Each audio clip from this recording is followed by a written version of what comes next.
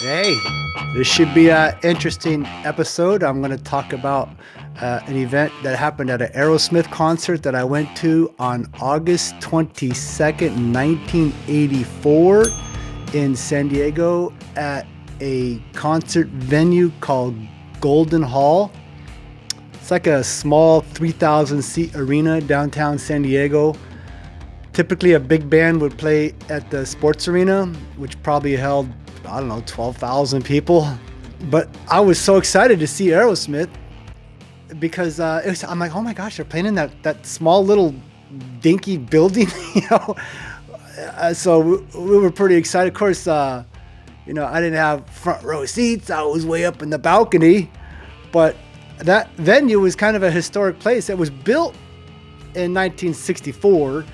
And it just looks like a typical square cement, ugly government building. It's pretty ugly. But when you go inside, it kind of opens up a little bit. And I think the Rolling Stones played there in 1964, and their debut album was in April of 1964. So, talking about some history right there. And let's see who else played there. Ted Nugent in 1976. The Grateful Dead in 1979. They were never my scene. So that building has seen a lot of amazing concerts in the day. They even had the an ABA team play there. The Conquistadors with who was it? Casey Jones as head coach. Casey Jones coached that team, I think, in 1973. Then he quit. And after that, they got Wilt Chamberlain to coach. And the Wilt Chamberlain, he was supposed to be player coach, but the Lakers put a stop to that somehow. Maybe he had retired and he was still under contract. I'm not quite sure. So he just had to sit on the sidelines as a figurehead. He even skipped one game so he can go do an autograph session. But Casey Jones left to go to the Bullets. They were the Capitol Bullets. They changed the name to the Washington Bullets, which was one of the all-time epic names for a basketball team. But then the crime got so bad in D.C. that they had to drop the name Bullets. But anyhow, after that, he went on to coach Celtics, where he was a Hall of Fame player and won 2 more championships. How did I go down that rabbit trail? What most people in politics in San Diego remember this convention center for, Golden Hall, was election night. And I actually went there on election night one time, and I was just blown away because I used to be a poll worker. I want to say I used to be. I did it for 1 year. For 1992 presidential campaign between Bill Clinton and George H.W. Bush, CIA. It was the deep state against the southern redneck, right? And the redneck won. But I wasn't expecting that. So like I said, I was a poll worker, and we worked, our precinct was in just somebody's house. They would just open up their garage, and everybody in the neighborhood would come to that person's house. It's not like now they shut down all the schools and the kids get a day off and they use, public buildings. And so I was the lead poll worker. Oh, this is an Aerosmith show, and anyhow, let's go with it. It's just because I just remember this lady. So I forget what I got, like $50. I just did it for the money. And I had to go to a day of training. And so I showed up and we was getting the table all set up, and I had 2 people under me, which was odd because they were older than me. I was probably 31 years old at the time. And so 63, 73, 83, 93, 92, 91. Yeah, I was pretty young. And so, but I remember this one old lady. She was late 70s, early 80s. Was an election worker. And people would come in, and she would always have these bizarre comments like, you look like a Republican to me. And I'm like, ma'am, you can't talk like that. We're actually like employees. We're just here to check their ID and let them vote. And so she had gone on a few times. And one time this guy came in, and she's like, your name? And he's like, I don't know, some German name, Schwarzkopf. She's like, that's a German name. I'm Jewish. And everybody was like, they just let it go because she's like, cuckoo, you know. But you got to remember, she was like 20, also 20 years old, you know, when Hitler was slaughtering the Jews. So, you know, you kind of get where she's coming from and you just kind of let it slide at the same time. But I kind of, after that one, though, I did have to take her outside and say, ma'am, you've been making a lot of inappropriate comments. You have to just quiet down and let the people come in and vote and go on about their day. In fact, that's what I did. After it was over, we had to shut it all down, make sure all the numbers were right. And then I had to bring the box to Golden Hall. That's right. I'm pretty sure that's how I ended up being down there. And so everybody was all the poll leaders were dropping off all the election results at Golden Hall. So I went down there, and it was a convention center that turned into like an election watch party. So it was full of Republicans, full of Democrats. Everybody was descending upon there, but it's not like the East Coast where you have to stay up real late to see what the results were. We're on the West Coast, so we're 3 hours behind, and so the numbers have already been rolling in on the East Coast. And so when I got down there, everybody already knew who won. I had no idea. I thought for sure Bush was going to win. And when I went down there, in fact, I ran into this guy. He was like a D&D nerd, right? I had some friends that played Dungeons and Dragons. And I used to go there just to get out of the house, and they would give me a character, and I would roll the dice, and I didn't know what was going on. They would just kill me and take all my weapons, and then order pizza, and it was just whatever. So I ran into him, and he's like, "Yeah, Clinton." I'm like, "What? You're a Democrat? Clinton won?" Oh yeah, I was bumming, man. I was so bumming. But anyhow, that venue now is a homeless shelter. That's it. It's just a homeless shelter. So anyhow, back to the Aerosmith concert. So I was there for Aerosmith. I was so excited. And I got a copy of the ticket that I found on eBay. I have a lot of my concert tickets that I still have. I mean, I've been to a lot of concerts back in the day. They say I may be old, but I saw all the cool bands, and that's true. I mean, I don't know how many times I've seen Rush, AC/DC, Ozzy. I mean, you know, when he had Randy Rhoads, I saw Beastie Boys with Run DMC, Foghat, Nazareth, Scorpions, Meatloaf. That guy was underrated. That guy put on a show.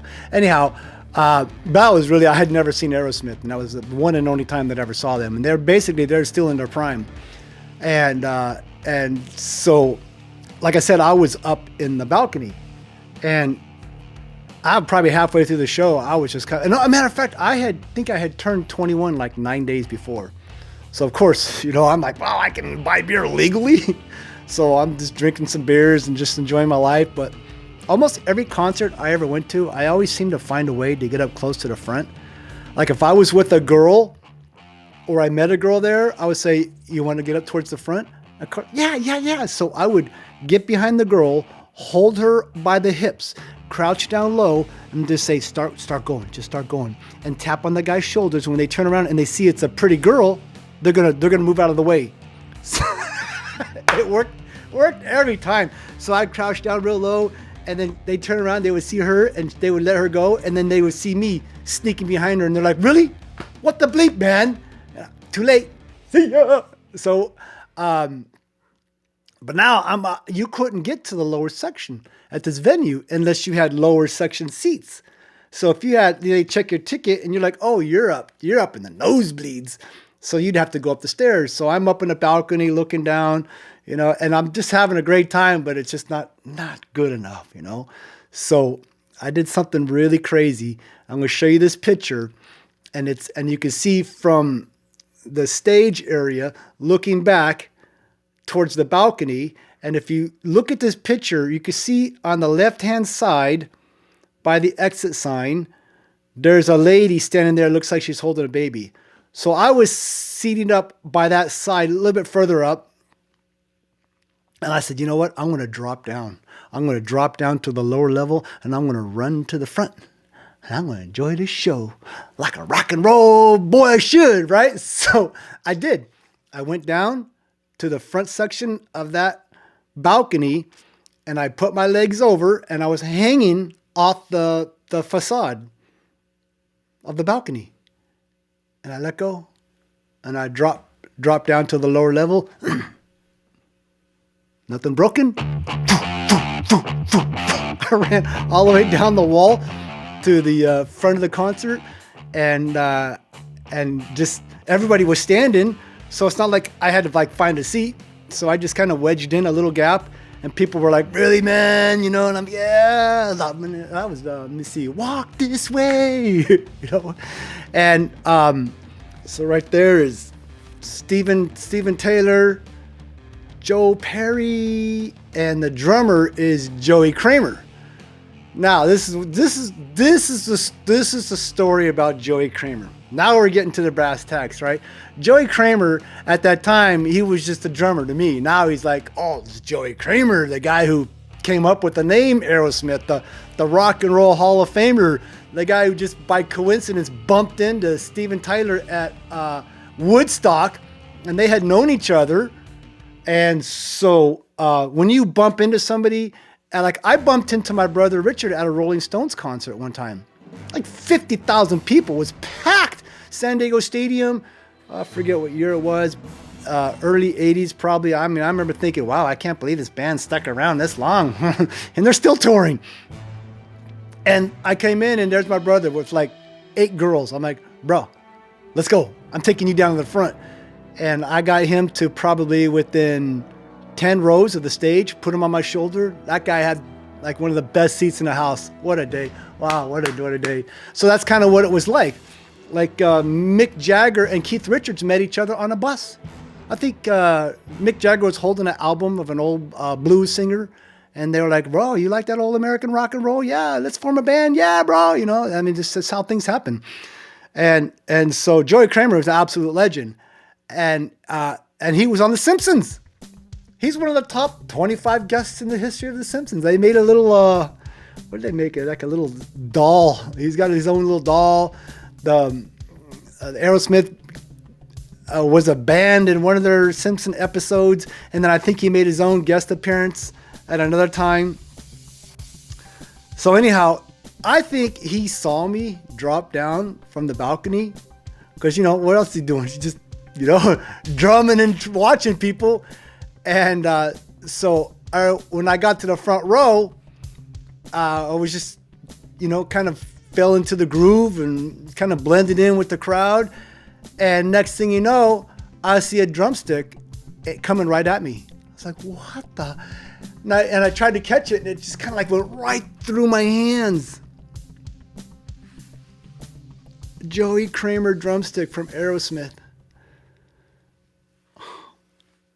You got to remember, I had been 21 years old for 9 days, so I probably was imbibing. I know I was imbibing, actually. I know I was. I just don't want to play it up too much. But I was bumming, man. And so I just started watching the drummer. Like, wow, man, let's go, bro. Toss me another one, right? And sure enough, he was drumming in, the snare. He would bounce the stick off the snare right at me. The guy had accuracy right at me, and I missed it again. I remember it being on the ground. I was like fighting with everybody, and then somebody else got it. And he was just looking at me like, bruh, the drummer, like, bro, like I saw you jump off the balcony. That's pretty funny, man. You came down to the front. You want to rock and roll? I'm trying to get you a souvenir. I mean, I got souvenirs. I remember one time I got a pick from Gene Simmons. But I had used this girl to get up front, put her on my shoulder. I held her hips. We got all the way up front. And of course, I gave her the guitar pick, which I regret now, man. Anyhow, maybe it was Ace Frehley. I don't remember. But I had it, man. I had it in my hand. And she's like, oh, I'm like, oh. Yeah, and we parted ways after that show, too. I'm like, man, seriously? Anyhow, Joey Kramer did another one. he hit another drumstick right at me, and I was an athlete. I mean, I still am an athlete, even to this day.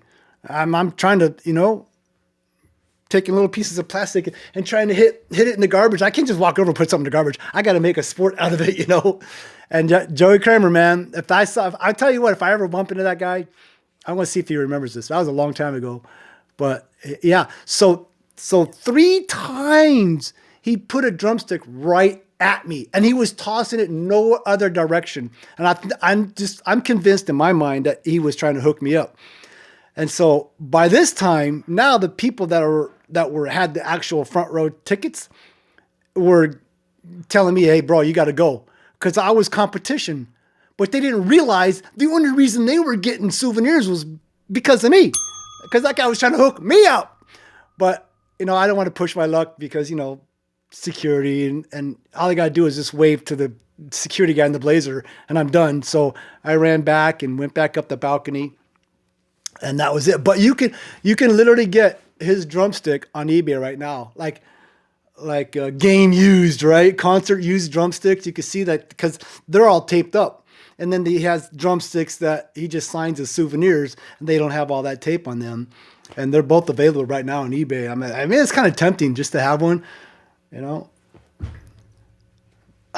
Man, I was so close, so close. But that's my, and I got stories from that. I'll tell you one day of my story of my AC/DC concert where I took a bus all the way to Dallas, Texas just to see them. And I had to hitchhike back. Oh my gosh. Rick Landau. That was, I met my buddy out there, Rick Landau. Oh gosh. He lived in Fort Worth. But anyhow, that's my Aerosmith concert, a memory.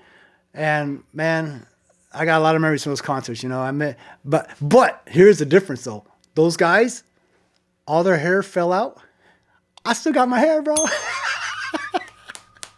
Anyhow, thanks for watching. Hope you enjoy, and I'll catch you on the flip side. Peace out.